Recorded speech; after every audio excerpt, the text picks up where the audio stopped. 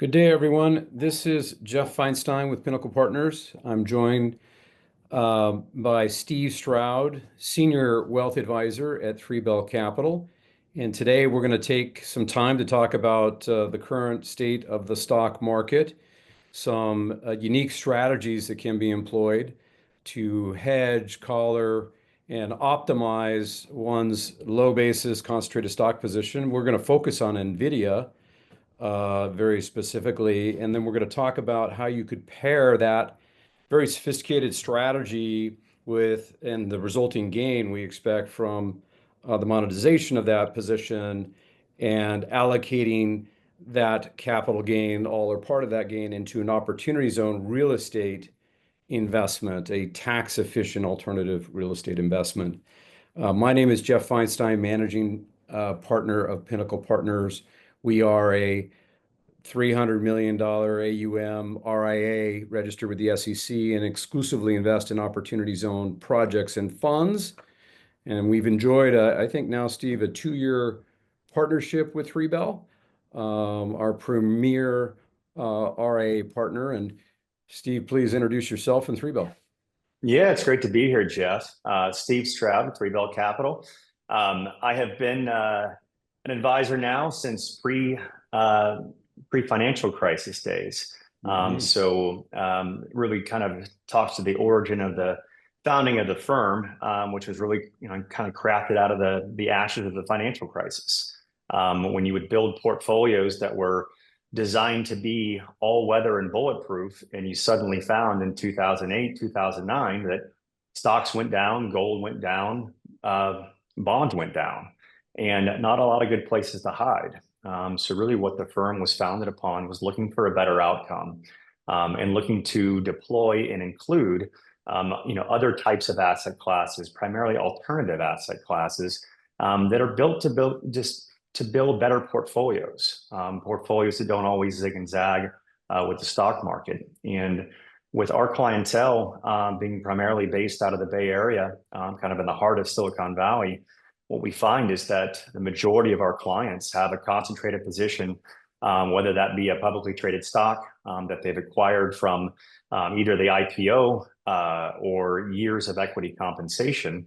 Really what we try to do is help clients to construct portfolios that tend to counterbalance their large concentrated positions that can oftentimes be somewhat handcuffed from the extreme taxes that you're normally going to face when any kind of diversification decision begins to come up. Very good. And so Three Bell founded the genesis, as you suggest, kind of post GFC and more creative and sophisticated ways of investing here. And that was when, stocks were falling. At this very moment, Steve, and I want to first kind of set with your point of view on the market. Stocks are rising. Crypto's at 100,000. It seems that assets are performing well. If we conclude this year at 20+% return, that would be the second year in a row. And I did some research here. I don't think we've done a three-peat since the 20s. So why don't you give us your point of view? Do we expect mean reversion? Do you expect continued upside or volatility? Mag 7, are we seeing exhaustion there, or Nvidia, maybe a specific point of view? But let's talk about your current assessment of the market and a little bit of forward view on 2025. Yeah, what a year, right? With an election year, you typically have a lot more volatility. You have a lot more anxiety from investors, but really throughout the year and throughout the last 2 years, what we've seen is abnormally low volatility. In fact, many would argue to be suppressed volatility. And it's really our take now that the market is very well priced for perfection. There's not a lot of room for error here. Valuations are certainly not cheap. Perhaps that's justified. With the new administration coming in, there's still a lot of questions, but there's also a lot of excitement. And it really, it is the big question right now, is whether or not, all of the deregulation, all of the potential for economic growth being unleashed, can that be effectively delivered? And more importantly, can that be delivered in the light of a stubborn and persistent inflation? And the one thought that I think gets overlooked oftentimes is that while there's certainly, ample amounts of wasteful spending in governments, it's worth noting that that is still spending that gets counted into GDP.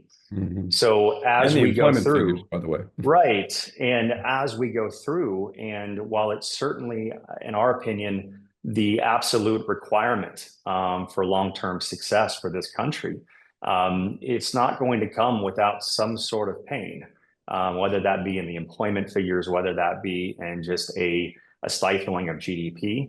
But as it opposed, as we look at kind of the tech market, just broadly collectively, it's been the dominant force that's driven markets for the last 2 years. And we see the evidence of that, really stuck in when you look into the S&P 500, well over 25% in tech alone, with the top 7 names, Nvidia kind of jockeying with Apple for the top market cap position, seemingly month to month.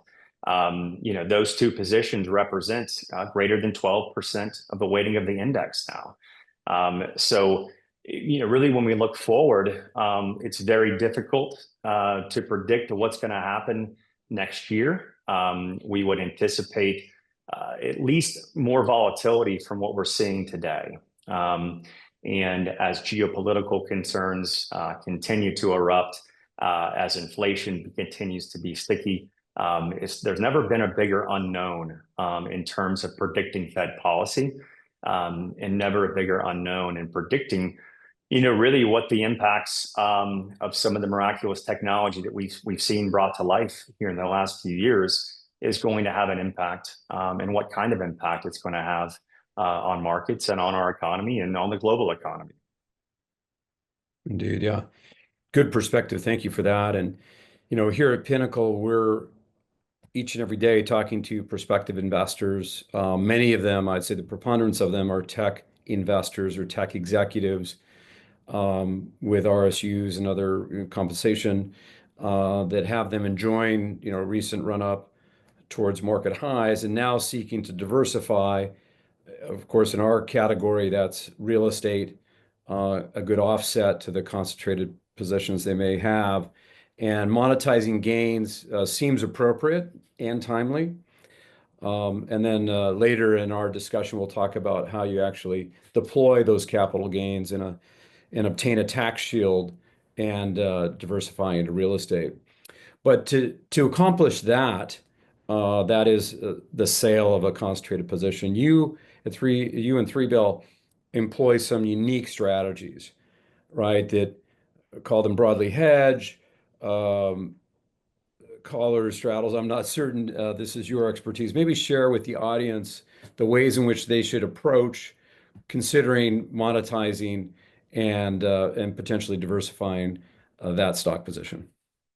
Right. I think that the first and most important step, and even that consideration, is understanding that there is certainly risk that exists in concentrated positions.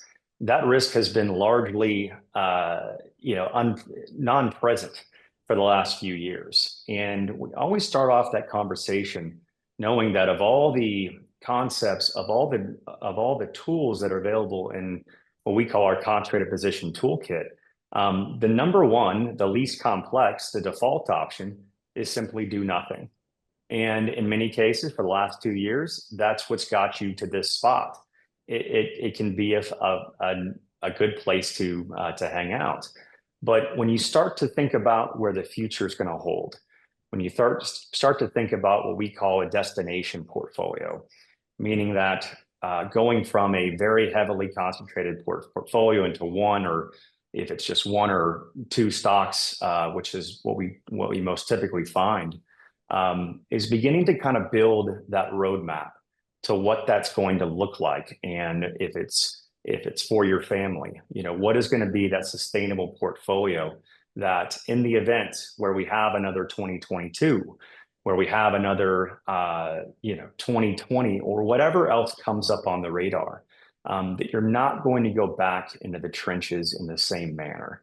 And so when you look at that concentrated position, that toolkit, really starting from that most basic option of the default option and going into the most complex, which involve very complex trust planning and other types of tax advantage strategies, with qualified opportunity zones being one of them.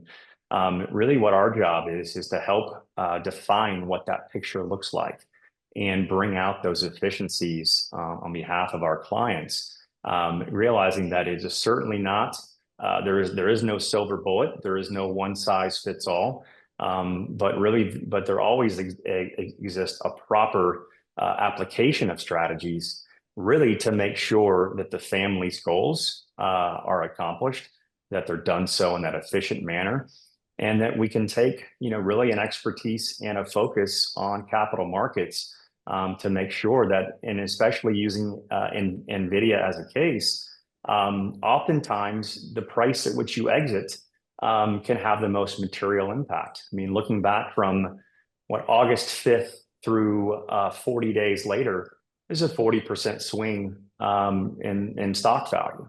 Yeah, I was going to interject, Steve, like today, as we have this conversation, Oracle's down 10% on the day with an earnings miss. And then, yeah, Nvidia for the third time had these, enormous expectations.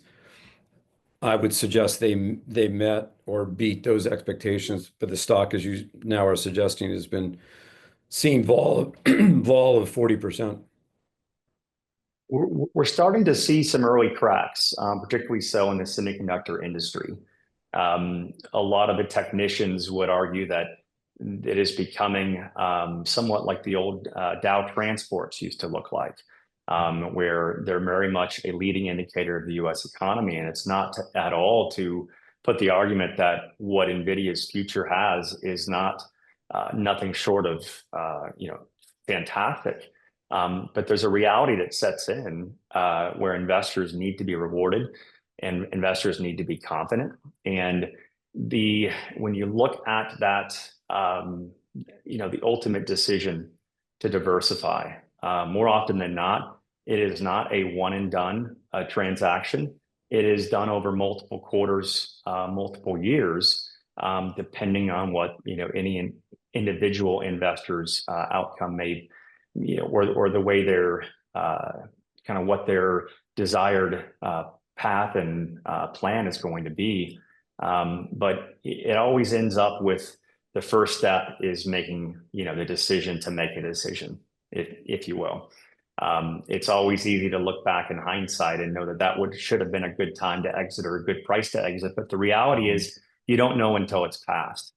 And so with that kind of unknown that exists perpetually in capital markets, the best thing that anyone can do is to set that plan in motion, follow a discipline, and use qualified good tools along the way to ensure that whatever price the ultimate exit is going to occur, that you feel good about it.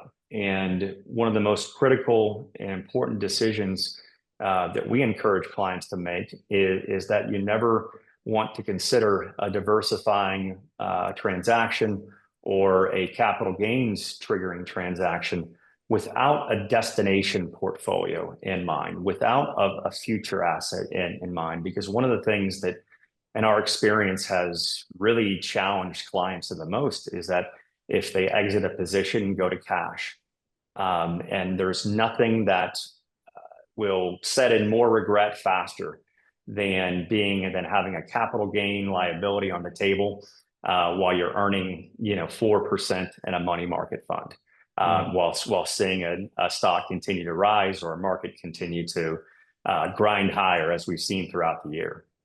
Yep. Well, excellent. Why don't we do this? Why don't you share maybe a strategy? Let's assume I've got a bunch of Nvidia stock, long dated, long term, capital gain to be realized, maybe suggest a strategy or two, and then we can segue into the OZ, talk about the tax shield that's available to that investor. Mhm. So with NVIDIA employees in particular, you are somewhat limited with the number of available considerations, just simply due to the very common practice that with most public companies, trading in derivatives or other types of protective elements are somewhat limited. And so kind of going back to what we mentioned earlier in the conversation, with NVIDIA in particular, with the kind of with the trajectory the stock has been on, with the volatility that the stock tends to experience, and really looking back in time and looking at where the stock has come from, really what the range of expectations are going forward. The first step is normally involved in isolating specific lots of cost basis to look at the initial exits that are going to allow for the greatest return of capital with the least amount of taxes due. Mm-hmm. And what we will typically do is look to set up a kind of a dynamic divesting strategy where we will look to set a minimum number of shares per quarter with the assumption that at a certain price or better, almost similar to what a 10b5-1 plan would provide, where we're looking at taking periodic exits with the with the most applicable cost basis lots identified. From there, looking at where that destination, what that destination portfolio is going to look like with those after-tax type of returns. So typically speaking, what we'll like to do is if somebody has a predominantly single stock portfolio, is to begin to construct a portfolio that looks as far different as a single stock portfolio as you can get, which typically means the inclusion of alternative asset classes. So anything like private credit, private equity, absolute return, anything that's not going to zig and zag with the stock market and not going to zig or zag with tech in general. So we think that's always the best place to start. And often, more often than not, the fastest and easiest way to achieve diversification away from a single stock is the use of exchange funds. And from there, we kind of see that as a low-hanging fruit in terms of a tax neutral type of transaction and type of the initial step towards that destination portfolio. And then along the way, depending on a client's real estate exposure, depending on what that destination portfolio is going to look like and is going to be shaped for them, beginning to look at some of the more advantageous tax benefits that are available through qualified opportunity zone investing. Very good. And for the benefit of the audience, let me review those tax benefits available and afforded by the Opportunity Zone legislation, excuse me, that was enacted in 2017 with the Tax and Jobs Act, and likely to be extended, by the way, based on the new administration. So simply, you invest a capital gain into an Opportunity Zone fund, you qualify immediately for the deferral of the associated tax on that capital gain. So that incoming capital gain tax is deferred currently through April 15th of 27, and we think very likely to be extended with the new administration to 2029. So you're getting effectively an interest-free loan on the tax to establish basis in the real estate offering and underlying the Opportunity Zone fund investment. So in other words, if you had $100 of capital gain, by the way, you can invest all or part of the $100, but let's assume it's $100 invested and it's a long-term capital gain. You're deferring 23.8%, $23.8 through 2027, establishing basis of $100 into the real estate fund and beginning to appreciate the value of that investment, ultimately leading to a tax exemption status after a 10-year hold. And the use of depreciation throughout the holding period without recapture. That's I've said a lot there, but the imputed value of those tax benefits are generally incrementally adding to the return 400 to 600 basis points. And remember, any source, we're talking about Nvidia stock gains that 3Bell may transact on, but the source of the capital gain can be from the sale of a business, real estate, crypto, anything that the IRS deems either a short-term capital gain taxed at 39% rates or a long-term capital gain, as we discussed in this example. And so as we both join and partner with Schwab, this in our custody relationship with Schwab, this can be a very efficient transaction flow and a way in which you can begin to build a real estate portfolio uncorrelated with the stock market as you're trying to accomplish, Steve. Right, and I also think that while there's a lot of exciting potential on the horizon from the new administration and from some of the proposed changes that may come in, even without them, it still represents a very attractive opportunity. And one thing that we like to incorporate, in this is that the simple deferral of taxes really dials into the kind of the time value of money conversations and what you do with those funds in that period, which at this point, well over 2 years, what you can earn and what you can make, even on an after tax from that investment standpoint, materially impacts and materially improves the total tax benefit that's received on this. And so I think where it's always nice to think about, paying taxes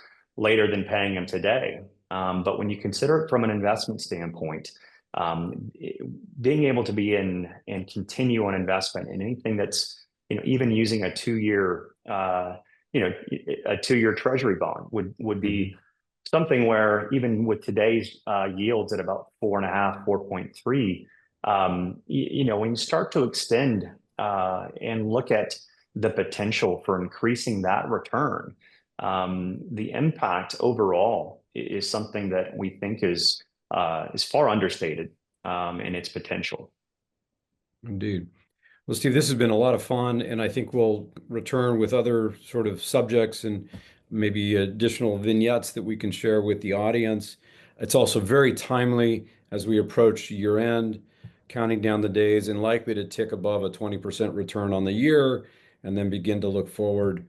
Really appreciate your point of view on the market and the strategies that 3Bell employs, and then our partnership to provide that offsetting alternative asset investment that begin to build the destination portfolio, as you call it, inclusive of real estate. So if you want to reach out to us, please do. So Steve, your email is simply Steve@3-bell.com. There you go. And I'm Jeff at pinnacleoz.com. Thank you for your time and your attention. Have a great day. Thank you.